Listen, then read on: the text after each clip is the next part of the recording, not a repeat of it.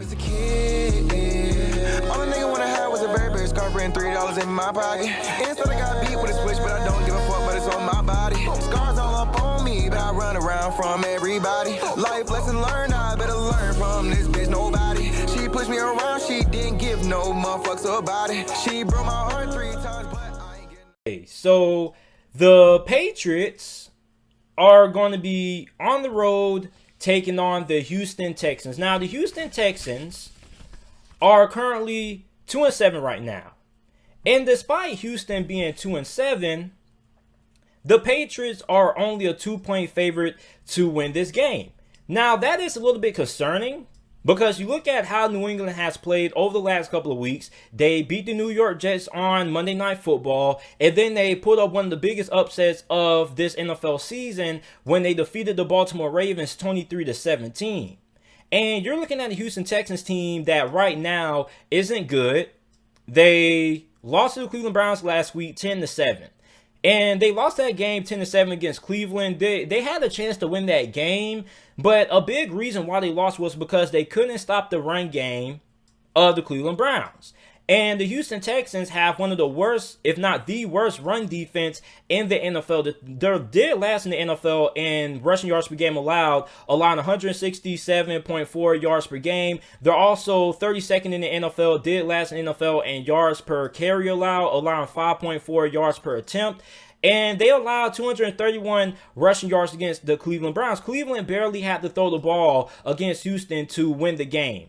And that is really concerning because you're facing a Patriots offense that is third in the NFL and running the football. They're third in the NFL in rushing yards per game with 161, and they're averaging 4.8 yards per carry, which is 7th. And you look at the success that New England had running the football against the Baltimore Ravens last week. Remind you that the Baltimore Ravens have one of the best run defenses in the NFL, and they completely gashed them. Okay, and you also got to take into the aspect of Cam Newton, his ability to run the football as well. So you look at how Damian Harris performed.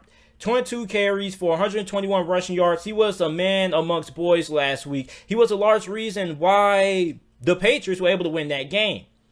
And for Houston, if they can't figure out a game plan to stop this Patriots rushing attack, they're not going to have a chance to win this game.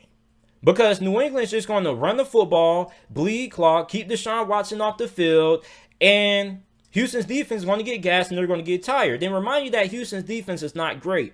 Now, my biggest question is going to be, why are the Patriots only a 2-point favorite to win this game? Well, I still think that Vegas doesn't completely trust the New England Patriots. I think Vegas is like, okay, you beat Baltimore, that is a good win, but we still don't trust you. And there is an old saying that goes, sometimes the squirrel finds the nut every once in a while. And that may be what the odds makers in Vegas are thinking when it comes to this game. They may be saying, okay, so New England barely beat the New York Jets on Monday Night Football, and they were able to pull off the upset against Baltimore. Maybe Las Vegas thinks that that game was a little bit more of a coincidence. Maybe they think that New England just struck gold, and they were able to pull off the victory there. But you also got to look at the weather conditions as well. Last week for Baltimore, it wasn't really ideal conditions to be throwing the football. When you look at how much the weather had an impact on the game, it was raining, and the full quarter it was raining really hard. So I think that is also a big reason why Baltimore kind of came out a little bit flat on offense, and they didn't really have a lot of success running the football on New England as well. But I'm just having a hard time seeing why Houston is only a 2-point underdog heading into this game, because Houston's only 2 wins have came against the Jacksonville Jaguars, and pretty much they have struggled against everybody else that they have played. So I'm looking at a Houston team that if they want to win this game, Deshaun Watson is going to have to ball out. Now, that should be something that can be done because the Houston Texans have a better passing attack than the Baltimore Ravens. Their passing attack has been a little bit more consistent. You have guys like Brandon Cooks, Randall Cobb, Kenny Stills, who can get the job done. And New England's secondary hasn't been bad, but it hasn't been as good as it was last year.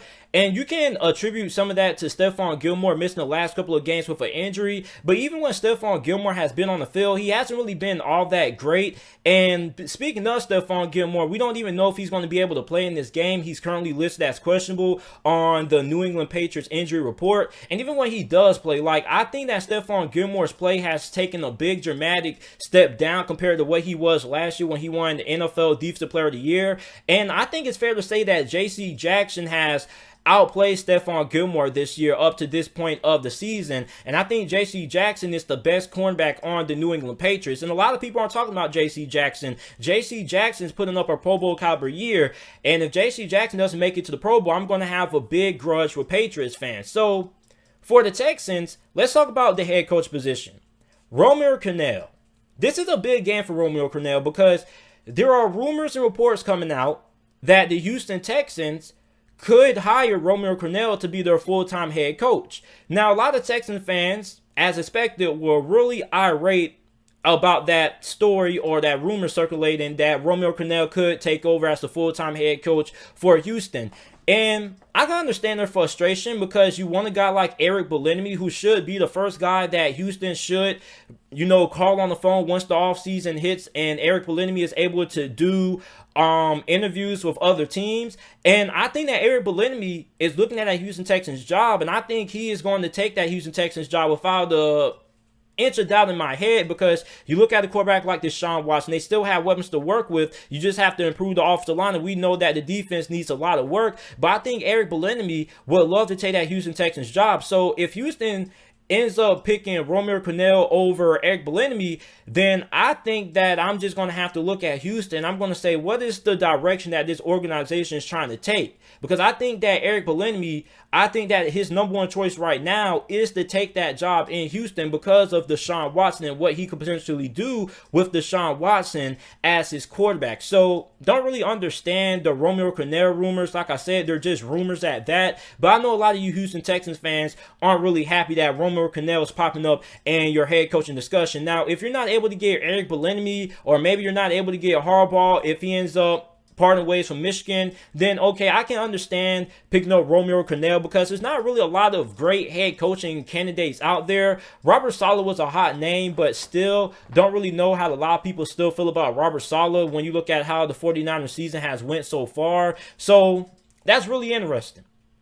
But for New England, my question offensively, aside from the running game, is going to be the passing game. Has New England finally found their number one option in the passing game? Jacoby Myers over the last couple of weeks, over the last 2 weeks, has kind of been Cam Newton's go-to target in the passing game. And remind you that Julian Edelman has been banged up, and N'Keal Harry has also missed the last couple of games as well. So Jacoby Myers has kind of taken over as that number one wide receiver in this Patriots offense. So I want to see if he's going to be able to keep it up. He had a really nice game against Baltimore last week. He had a great game against the New York Jets, and he has been the most reliable option that New England has had in the passing game over the last 2-3 weeks. So I want to see, is Cam Newton going to continue to rely on Jacoby Myers as his go-to target for this game? Now, like I said, the Patriots are one of the best rushing football teams in the NFL, going against one of the worst run defenses in the NFL.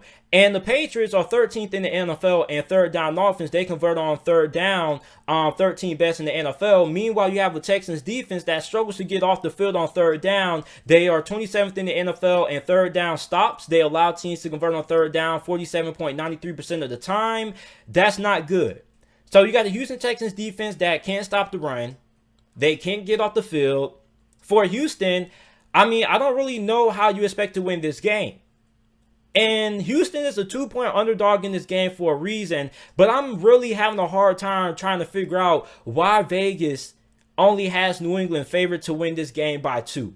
I don't know if it's because they trust Houston's offense and they don't really have a lot of confidence in the New England Patriots defense. Maybe that secondary isn't as good as I initially thought, but there has to be a reason, and I'm still trying to figure out, I'm trying to talk myself into why Vegas would pick the Patriots to only win this game by 2 points, because for a lot of you guys that don't know, the odds for games can tell you a lot about a team, because the guys in Vegas that make these odds, they know more about your team than I do and than what you do as a fan, because they spend all days watching games, breaking down the stats, so they can't afford to get any numbers wrong, because there are people's money at stake. A lot of people bet on these games, so they have to look at these games. You have to always ask yourself, what is Vegas thinking? What does Vegas see about the Houston Texans that to the point that they will only be a 2-point underdog in this game? Because if I was making the odds for this game, I would have the Patriots winning this game by at least 5 points or more, or at least -5, at least, or at the very least